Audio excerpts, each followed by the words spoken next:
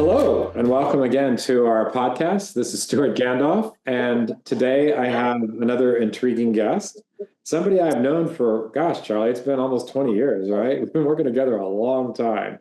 Yeah, we're both aging, Stewart. Not me personally. Everybody else does, though. So I met Charlie actually right shortly after the founding of Healthcare Success, and Charlie has been working with us ever since as our media buyer for traditional media.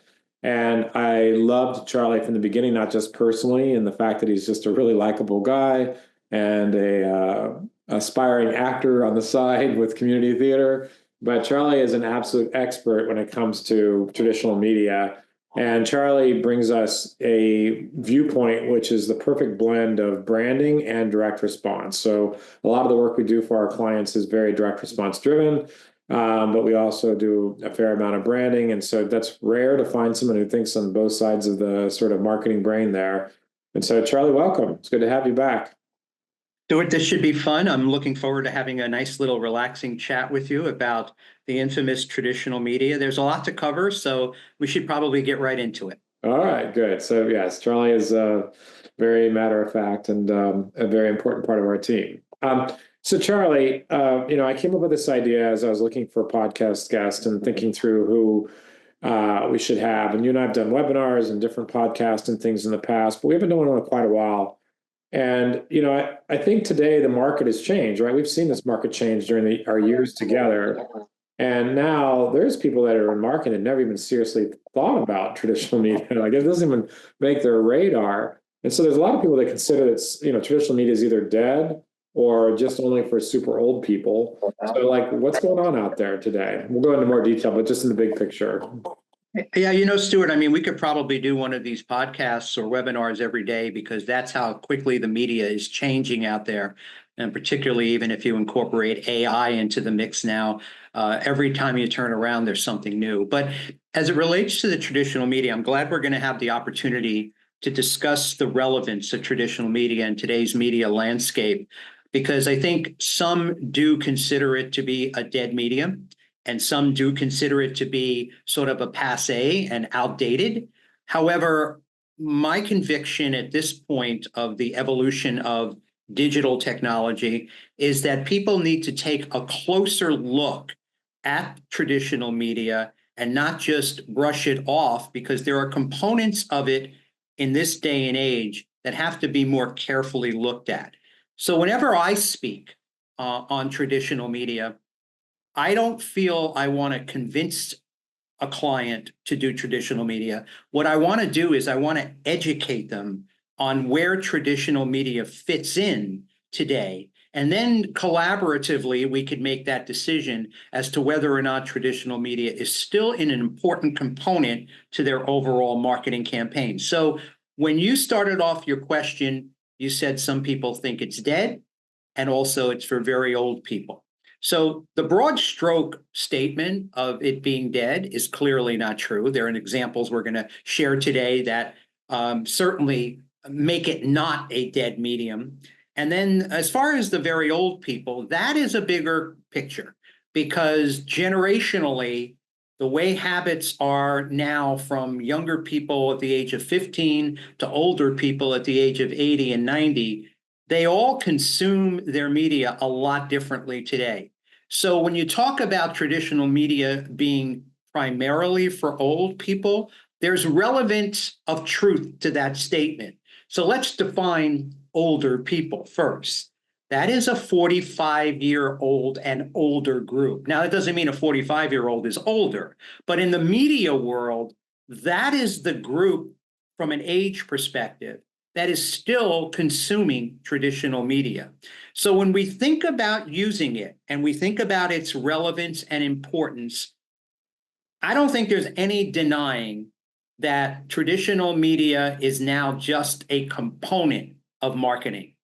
The digital evolution is real. The AI coming down the road is real.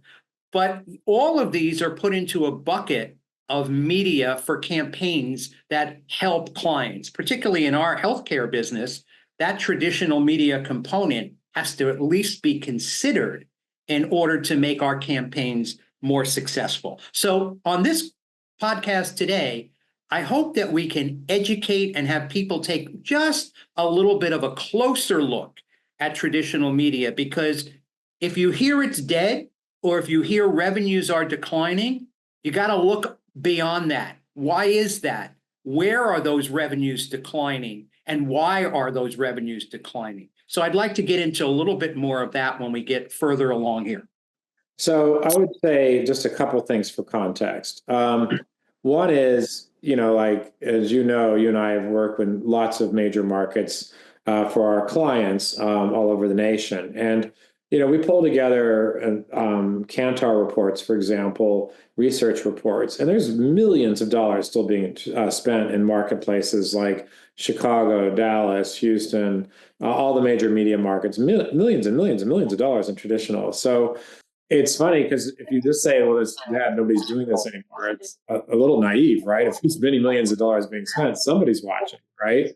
Also, Charlie, of course, as you know, we just got off the phone or off a conference call with our team this morning, preparing for a meeting with one of our hospital clients. And, as you know, for our listeners, there's certainly a lot of seniors in hospitals, right? It's kind of a thing.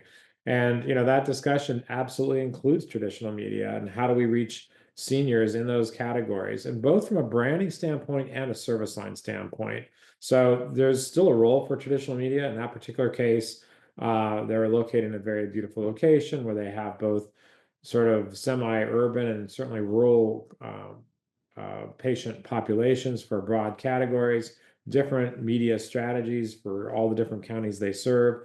So traditional media is very much alive and well in those cases.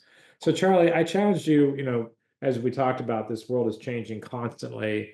And data, let's talk about some recent data. Like, run us through some relevant data I think would be helpful beyond just millions of dollars spent. Yeah, so Stewart, earlier you used the word millions of dollars that advertisers are still putting out there. I'd like to put the letter B in front of that instead of millions, because it's billions. And I'd like to quote some statistics from 2024 and also give you sort of an idea why there sometimes is a misinterpretation about traditional media. So in 2024, just television and radio alone, there was approximately $32 billion spent nationwide in the United States for those two combined mediums. I'm sorry, let me go back. The 32 billion is a projection for 2025.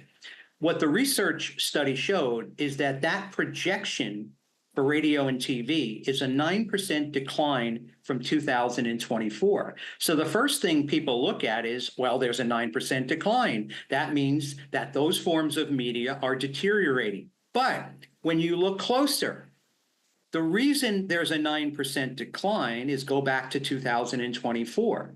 That was a political year, and it was also an Olympic year.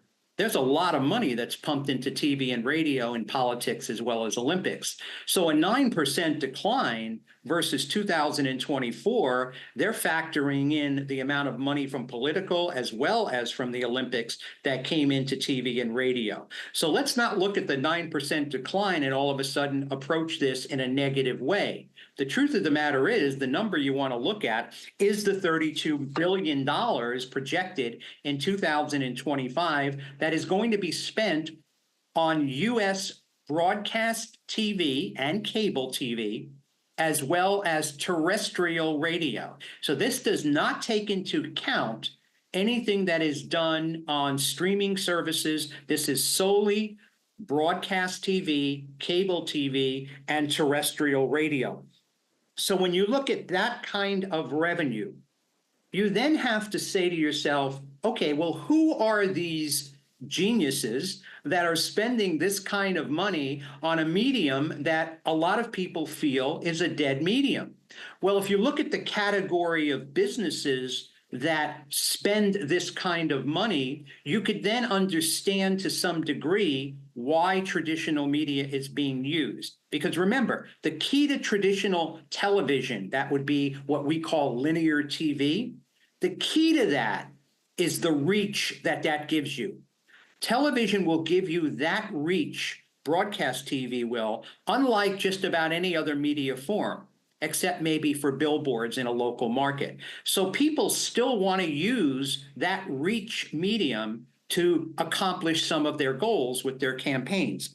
So when you look at the revenue projected for 2025, just on TV and radio, at $32 billion, the finance industry is high on that list. The education industry is high on that list of spenders. Automobile industry is high on that list of spenders. A lot of sports programming has money pumped into TV and radio. However, let's talk about healthcare. And where is healthcare on that list? What I found in my research, and to some degree, even in the daily contact that we have with our own clients, the healthcare field, the doctors, the marketing directors, the people in charge of healthcare entities, it's not that they don't want to spend on traditional media, it's that it's sort of a foreign component to them. And in a lot of the research you will read, healthcare providers said, we'd love to spend more money on traditional media, but we don't understand how it fits in this day and age. And I think that's one of the things, hopefully, that I can share not only here on this platform, but that I try and share when I explain why traditional media is important to a lot of the healthcare clients that we deal with on an everyday basis. That makes a lot of sense, Charlie. And one of the things that, when I'm going back to what I said earlier, that was millions and millions of dollars in individual markets in healthcare spending alone. I wasn't clear enough about that. So we're talking many millions of dollars in healthcare within like a market like Chicago, let alone the larger billions of dollars nationwide across all industries.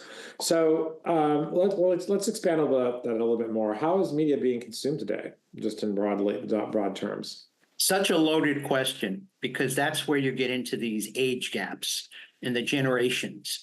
And if you look at this in more granular way, an 18 to 24-year-old is not watching traditional TV. Let's be clear about that. A 24 to 35-year-old is less likely to be watching traditional TV or even listening to terrestrial radio. Let's be perfectly clear about that. We're not denying it, and we're trying not to convince people that there is anything other than those kinds of statistics. So the way most people of all age groups are consuming media, there is one common denominator. They're all consuming media online. There's no question about that. 75-year-olds, 80-year-olds are online reading news on the CNN website, the Fox News website. They're checking their weather online. There's no denying that the digital evolution present online is now being consumed by all age groups. Okay, so given that's a fact, if you look at the 45 and older age group, and we'll look at television as the one example, one of the statistics is how many hours a week does an 18 to 34-year-old spend watching television, regular linear TV? That's a minimal number. It's maybe less than an hour a week that those people in that age group are watching linear TV. Now, when you get into the 35 and older, all of a sudden it's 3 hours maybe a week that age group is watching linear TV or listening to terrestrial radio. Now go 45 and over. All of a sudden, you're up to 6 to 7 to 8 hours a week of consumption of linear TV. That's broadcast TV, cable TV, or terrestrial radio. So when you look at how people are consuming media and you want to apply that to a media campaign for a client, you clearly have to look, what is the target audience that the client is trying to reach? Because as a media buyer, I'd be fired if I told you, as the owner of Healthcare Success, that I'm going to be looking at linear TV ads for a client that's trying to reach a younger age group in their 20s or 30s. It would make no sense.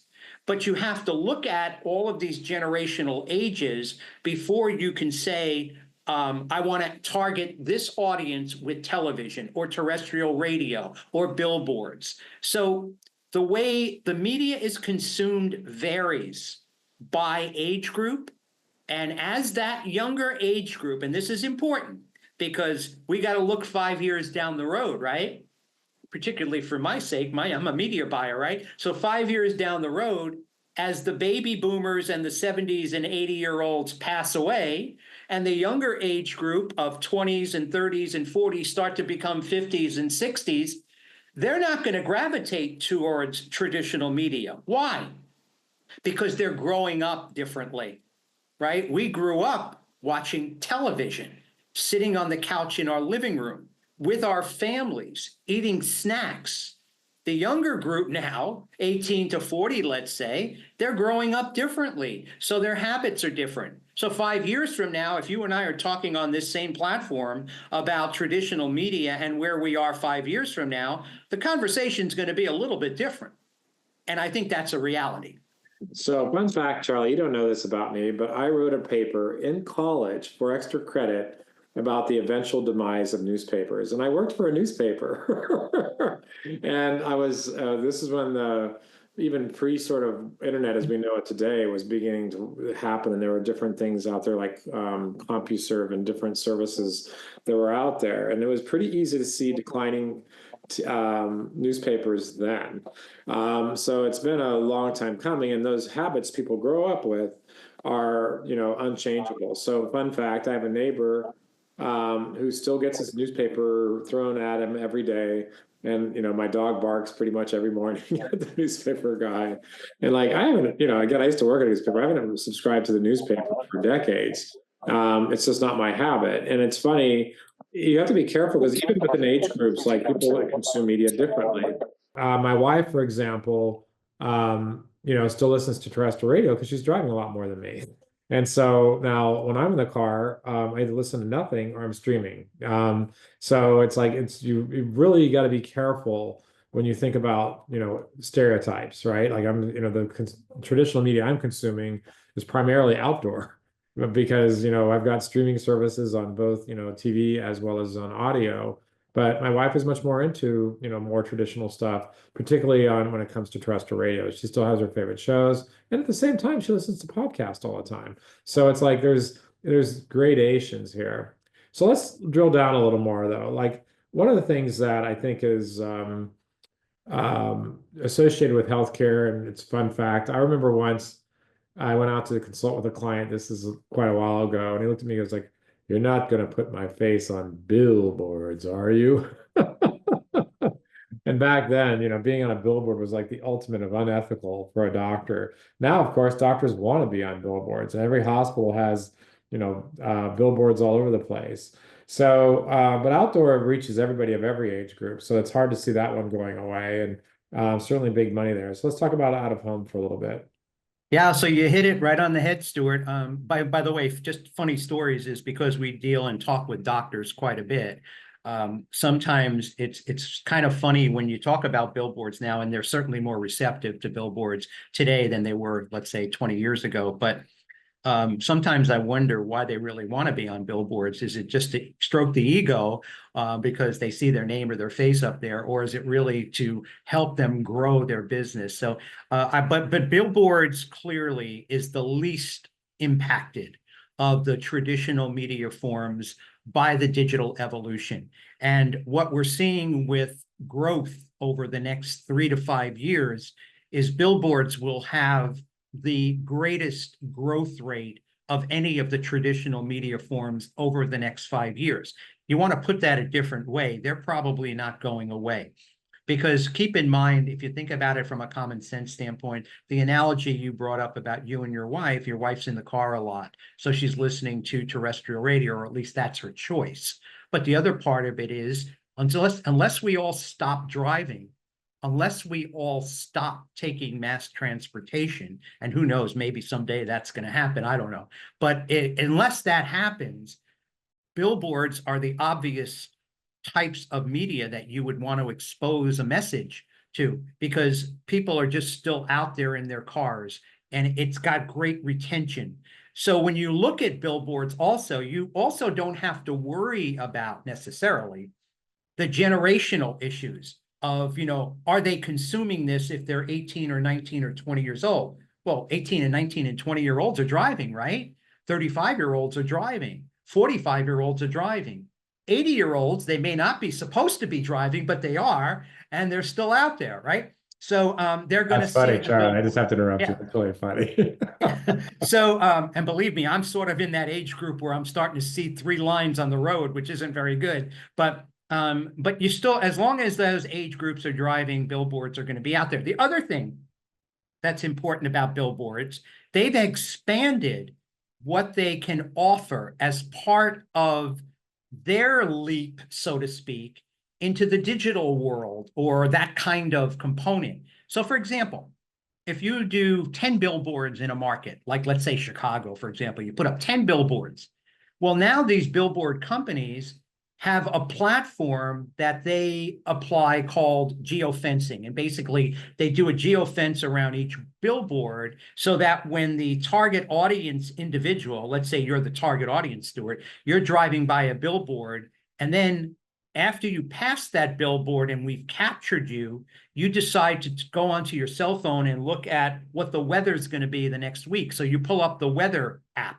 Well, we're going to feed you a digital ad at that point. So you could see how the evolution of feeding people information on their phones, as an example, has been an expanded form for the traditional static billboards, as well as the digital billboards that you see very frequently throughout. So billboard projected billing for 2025 is higher than television billing and radio billing, which I quoted you before at 32 billion.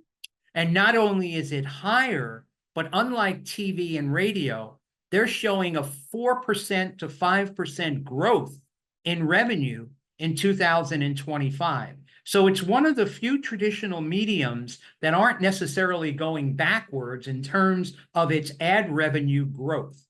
If you look at healthcare, particularly because that's our niche and our category of business, a lot more of our healthcare clients are understanding better how to use billboards. And when we make a presentation, billboards are a lot easier for them to comprehend, as this is a good form of media because it makes sense. It makes too much logical sense. Whereas with TV and radio, you still have a little bit of convincing to do when you make your pitch for why someone should use radio or TV. Right. I'll just give a couple quick thoughts to supplement what you just said. Number one, when we think about out of home as opposed to billboards, that includes lots of other options, right? That can include, even Transit. event signage, or to conclude, for example, whenever I drive to Los Angeles, there's a building there, an old industrial building that has this enormous LED lights all the way around the whole building. It's really impressive, actually. And they've got big advertisers on that. And so they've got motion graphics on this enormous industrial building. In Las Vegas, there's almost nary a spot that doesn't have advertising on it anywhere. The cabs, the bathrooms, all over the place.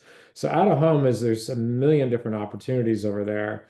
Another thing about out of home, and then also, like you said, kind of gets into a point where I was like, is this digital or is this traditional? But we'll save that argument aside. The other thing that I think people forget about is out of home is on a cost per exposure basis, very effective oftentimes. So it may be expensive to buy a billboard, but when you have 500,000 cars driving by a day on a cost per exposure basis, it can be very, very cost effective. Not typically the best direct response medium, but often from awareness and branding standpoint, can be very, very cost effective. And we could obviously spend podcasts in each of these media, but we just don't have time. But we'll talk next. Let's talk about radio. So what's happening on radio these days? So I have a very outspoken opinion about the world of terrestrial radio these days, and it's probably an opinion that could be a little controversial, but I do see this as a media buyer. I think there's been a little bit of dysfunction among the conglomerate media corporations and how they have directed their radio stations in terms of the growth of business. And here's what I mean by this. About 10, 12 years ago, as the digital evolution really picked up speed, a lot of these corporations who own radio stations built digital platforms as an enhancement of what they were going to sell as part of their terrestrial radio sales pitch.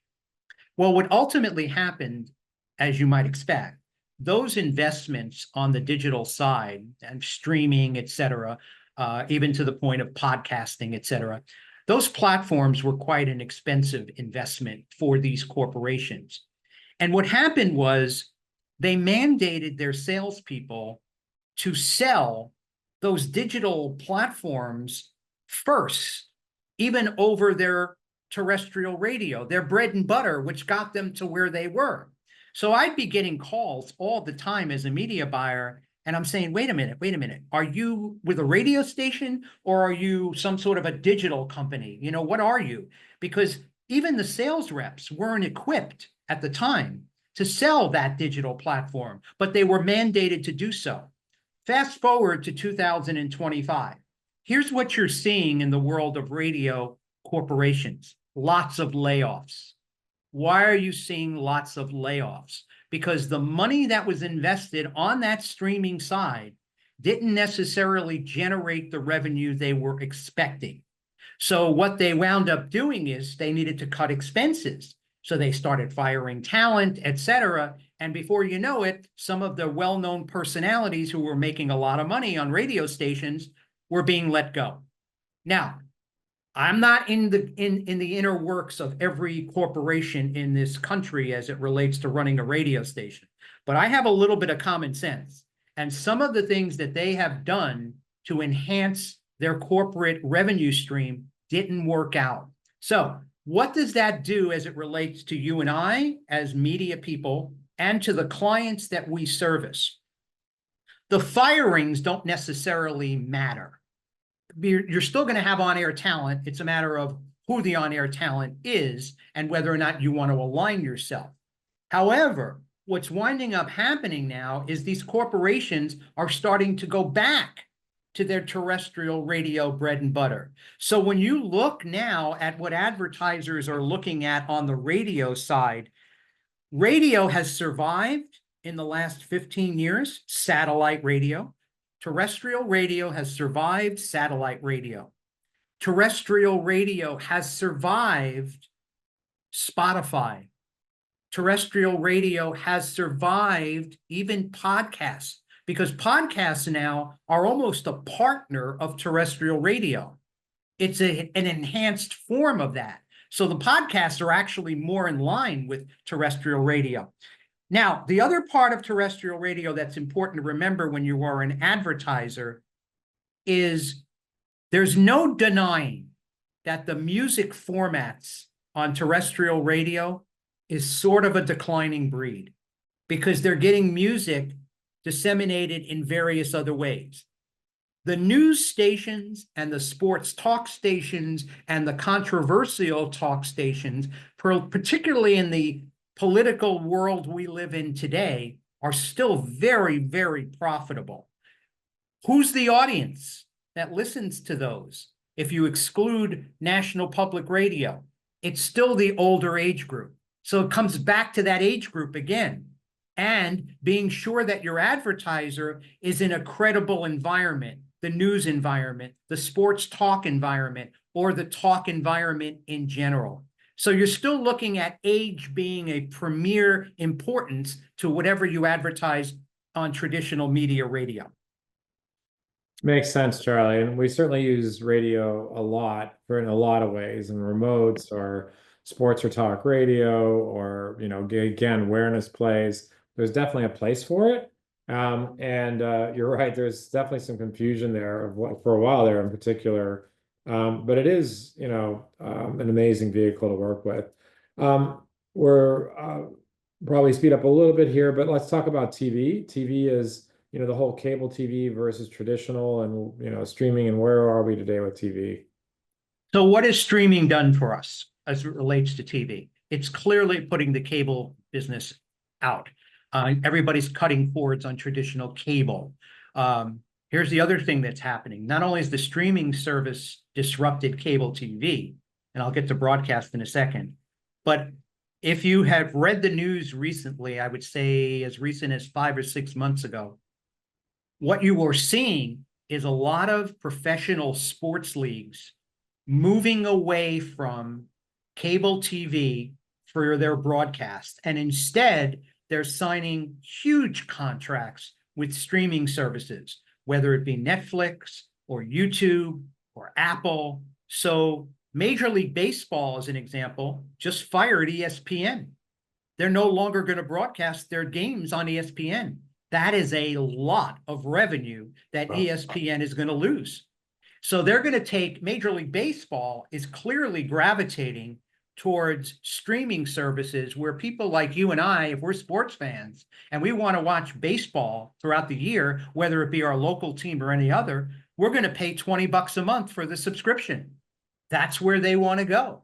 And the local regional sports companies are all going bankrupt because they don't have any content anymore. So they're gone. So that takes care of a lot of the cable revenue that was coming in. So not only you and I as subscribers of cable TV are cutting the cords to venture off into other things like streaming and binge watching on streaming services, but also they're losing all of the revenue that is coming in through primarily sports leagues. So cable, which is different than broadcast television, linear TV, is clearly on the demise. As a media buyer, I'm very shy about buying cable for my clients anymore, so I probably wouldn't be recommending it. On the linear side, it's news and daytime programming from a local market basis that will survive for the next 5 to 7 years. And I hope that people will quote this from me today, because 7 years from now, I'd like them to come back and say, that guy Charlie was right, that linear TV did survive. But why? They didn't survive because of their primetime programming, because they're not getting the content anymore for that. The content is going to the streaming services. But what they will survive with is their news on a local basis. And I emphasize that because of the political environment today. It's not the national CNN or the national Fox News that take sides politically. The local market stations, their newscast is pretty much down the middle. So they're still going to survive. And again, it's an older group. So we got to remember that as well. So it's really funny, Charlie. We have a vacation rental and we, cut the cord a long time ago here at our primary residence, but we had to bring cable TV back for our older guests because they couldn't figure out the streaming stuff. And it was funny. Claire and I just got through, my wife and I just got back with my oldest teenage daughter from Joshua Tree, where we were a guest at a vacation rental, and all they had was Roku. They didn't even have any. And like, I just always marvel, like, how does grandma know how to do this, or grandpa? Like, these are like, there's a lot of, to get your service plugged in, you got to like stream it and get your passwords out and all that. So it's definitely changing for sure. Let's just spend a couple minutes on direct mail and print before we wrap up here. Direct mail thoughts? Yeah, so direct mail is another survivor. I think it's sort of in the billboard range. It's going to hang in there because the only thing that affects direct mail to some degree is postage rates. And, if those postage rates continue to increase and all of a sudden it doesn't become as efficient to buy direct mail, then obviously clients are going to shy away from it, or advertisers. But as of today, 2025, the direct mail business going into the revenue projections of 25 is quite healthy. And clearly, if you do direct mail right, the ROI can be pretty significant. So creative is a big important part of direct mail. So you always got to remember about that. And also, there was a research survey that was done that 81% of advertisers who used direct mail in 2024 have said that they plan on coming back and increasing their direct mail budget in 2025.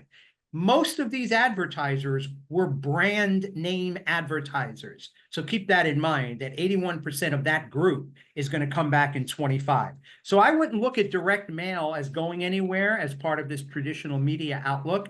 And I would look at it as a very, very important part of campaigns in general when appropriate. And also the creative has got to be applicable as well. Quick fast forward. to newspapers and magazines, Hold which on, you before may. you do that, I just want to make a comment on Sure. direct mail. So the classic for direct mail, a couple things. One is direct mail, is intrusive, right? You can't turn it off. It comes to your house. You have to deal with it. You either throw it away or not, but you have to deal with it. So back in the day, shoppers were fantastic. Things like Valpak and Advo and those things, and they can still be part of a mix, but that's not really what we're talking about today.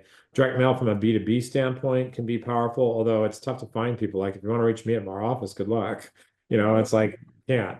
So, but the classic application on direct mail in healthcare is Medicare Advantage. So Medicare Advantage is still, and open enrollment is, finally we're convincing people to do other channels, but really traditionally has been all about the insurance guys, events, and then traditional direct mail and TV are the big, and they are still big, big dollars being spent there. So Medicare Advantage is a big user of both direct mail and TV, and we see that a lot. But mail definitely has still opportunities as well. Does anybody read newspapers or magazines anymore, Charlie? So you said it earlier. I mean, clearly the traditional media form most impacted by the whole online evolution is clearly daily newspapers. They started going out of business years ago. You hardly ever see anybody actually holding the print paper in their hands. Although occasionally when I'm at the airport, I see 3 or 4 older people sitting there in the gate and they do have a real newspaper in their hand, but those are few and far between. The daily newspapers are going by the wayside very quickly, if not already. One of the things I do think will survive is something sort of you referenced earlier, is those newspapers that are thrown on your driveway. Because again, and I'm going to reinforce what I have said quite a bit in this hour that we've been spending together, age is very important here. It's very important to those people older who are reading some of those newspapers that are thrown on the driveway. They still read those. And if you are a local retailer or a local healthcare facility in a local market reaching a 50 to 55-year-old, those newspapers can be advantageous and they're very inexpensive. Why are they advantageous? Because the people who read those are primarily interested in what's going on in their immediate community. And there's nothing more important to that age group than health. So they're going to watch and look at those ads and they're going to trust those people that are advertising in those newspapers because those newspapers are still credible. Those are weekly newspapers. They're not daily. Everything else in the magazine world and in the daily newspapers, long gone. I'm on mute. Interestingly enough, on that, the what you're referring to there is what we call the shoppers, which are oftentimes free. Although my neighbor that's getting the guy driving up is paying for a subscription. He's one of the last diehards there. The Interestingly enough, there's still niches. Like for example, I mentioned our vacation rental. Even though we don't live in Palm Springs, we feel an affinity for that. So I've subscribed actually to the electronic edition of their newsletter, their newspaper. Never occurred to me to get the hard version. But I do feel like a local connection with that. So it's funny. I laugh, but I don't do it in Orange County where I live every day, but I do it there. Stewart, you're too sophisticated of a marketer to go back to the newspaper. You're going to look at the online stuff. So That's true. you're the exception of the rule. Yeah, that's true. So it is fun to see all this stuff evolve. And it's, the magazines, for example, were such a big deal and those are gone. I use Apple News for my news, almost everything. I have a paid subscription for that and the premium sort of Apple everything subscription, which is awesome, by the way. But I watch my own behaviors and watch everybody else's. But again, there's still so much opportunity. One question I didn't, I talk about, as we prep for this, but I think is worth a, sort of mini commercial before we get to the last piece is like, what's the advantage of using a media buyer? And, like, especially in healthcare, why should they reach out to us and talk to Charlie? Well, I hope some of the things that I brought up today on this podcast is going to be a good enough reason because seriously, I mean, you know, if you're a media buyer and it's just like any other business, Stuart. If you're a media buyer, especially have been around as long as I have, you look at every nook and cranny into every bit of research that you go through, and you want to make sure that you're reading the whole story. And lots of times, if you're a client wanting to do your own media buying, I can almost guarantee you they're not looking at all of this stuff. They're not going beyond just what they read in one sentence. So a media buyer is advantageous more so today than it probably was years ago. I mean, I only had traditional media 25, 30 years ago to worry about. Now you've got to figure, well, how does this fit into the overall marketing campaign that includes a digital component? So media buyers, I think, are far more advantageous to have today, as are agencies who are full service. And that's a key, because full service is important, because nowadays it's more about the holistic marketing approach that combines traditional, that combines SEO, that combines PPC, et cetera. So it's important to have that agency's expertise. Yeah, I would just say that, and I talk about this a lot lately. Today the landscape broadly is there's marketing agencies that are really branding agencies. That's what they do. They say they do other stuff, but they're not really, especially when they're typically owned by older founders. Oftentimes can be really, they're more creative people that subcontract out the digital stuff. Or you have digital agencies that aren't really good at creative or branding. They say it, but they don't really do it. And almost nobody even thinks about traditional media. So it's like with our agency in particular, as long as I'm, sort of in charge of the direction, I've always been a fan of integrated. And that's a big thing of our approach, is looking at the branding side, the direct response side, the traditional, the digital. And certainly we do a whole lot more in digital, but Charlie almost always has a seat at the table, at least in the planning discussion. So even when we're doing only digital, traditional in many cases still has a place. Any final thoughts, Charlie, as we wrap up here? Yep, very quickly. You're going to hear the term quite a bit going forward, multi-channel campaigns. Keep that in mind, because what that really means is you're combining all these resources of media to make your campaign successful. And part of that is traditional media is now part of a multi-channel campaign. It's not the sole media form any longer. It's part of multi-channel marketing.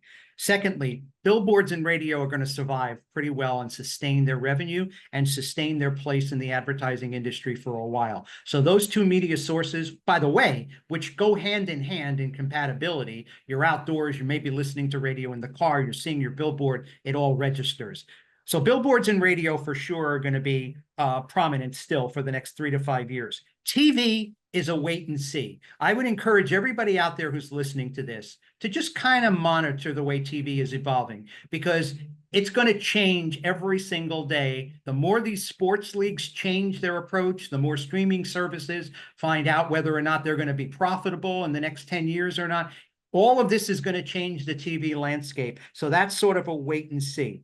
Media buyers that are around the country who buy traditional media, and by the way, they are few and far between these days, they are going to be able to provide all advertisers with a significant explanation as to how and why traditional media can be used.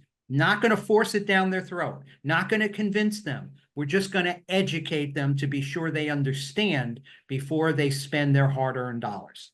That's the way I can summarize this up.